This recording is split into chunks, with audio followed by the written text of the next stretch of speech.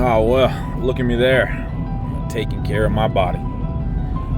This is, I guess, what we can say the final off-season or preseason workout of the year.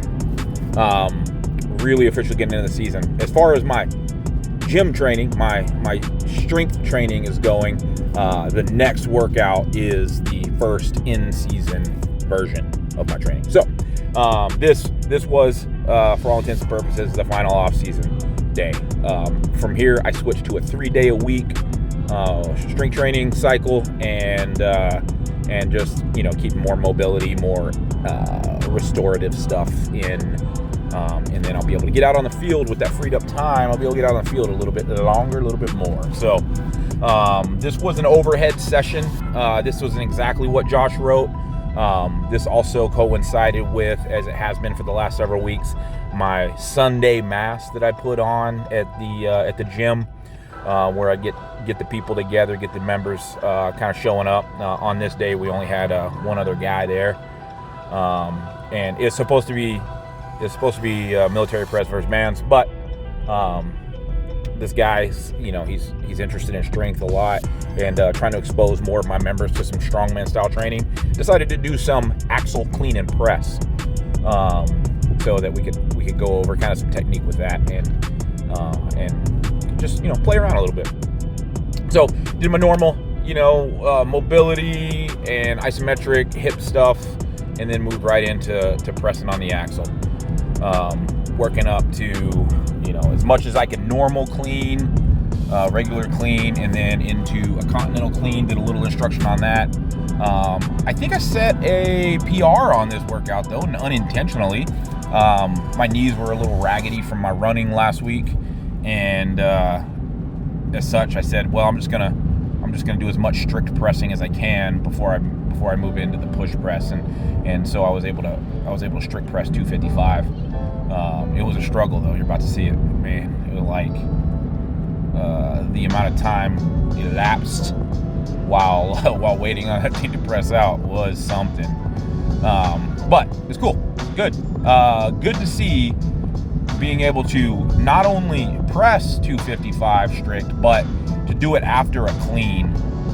You see, I actually could not fully clean that. I maybe if I took a second shot at it, I might have been able to do it. But Continental cleaned it up, and then got after it with the press. And like I said, despite the fact that it was a grinder, the fact that I can fight under a clean, fail a clean, and then fight under a Continental clean for a second, and then still press it out.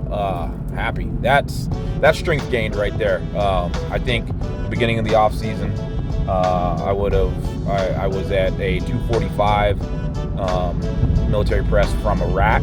So I'll take it, man. Strength gains are good. If you're looking for hiring a strength coach, I cannot recommend Dr. Josh enough. And if you want that information for him, reach out. I will get it to you.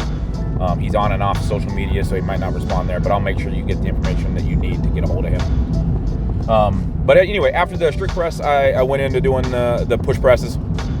Obviously, a much better push pressure. I left the weight at 255, I think. Was that? I don't know. Yeah, well, that left the weight at 255. Then moved into some supinated grip Pendlay Rows, still using the fat bar. I didn't want to unload a bar and then load up another bar.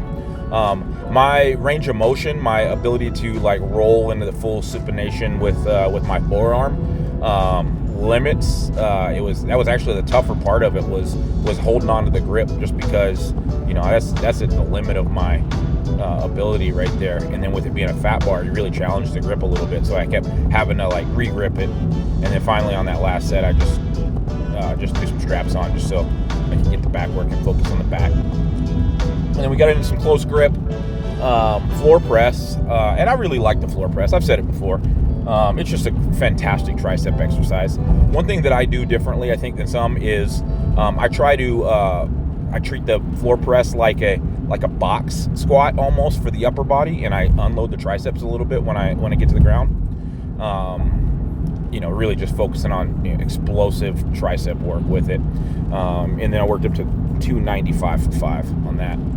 And then some bent over rows with the dumbbell, a little bit different than like I did last week. I did these unbraced. I wanted to really challenge the core and the anti-rotation. So I just grabbed the 90 and just rode in a bent over position. And that was challenging. It was feeling it across the not so much in the like the oblique. I feel a little bit in oblique, but more in like the back straps, if that makes any sense. And then some direct tricep work again with like that banded skull crusher. A little bit different, a little easier on the elbows than just using like dumbbells for the skull crushers or rolling dumbbell tricep extension. And then the final movement of the day was these called Chaos Kettlebell carries or Chaos waiter carries.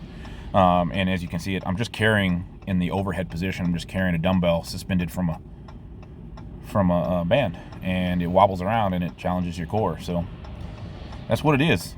Just cool little exciting movement at the end of the thing. So but that's it, man. It was a great session.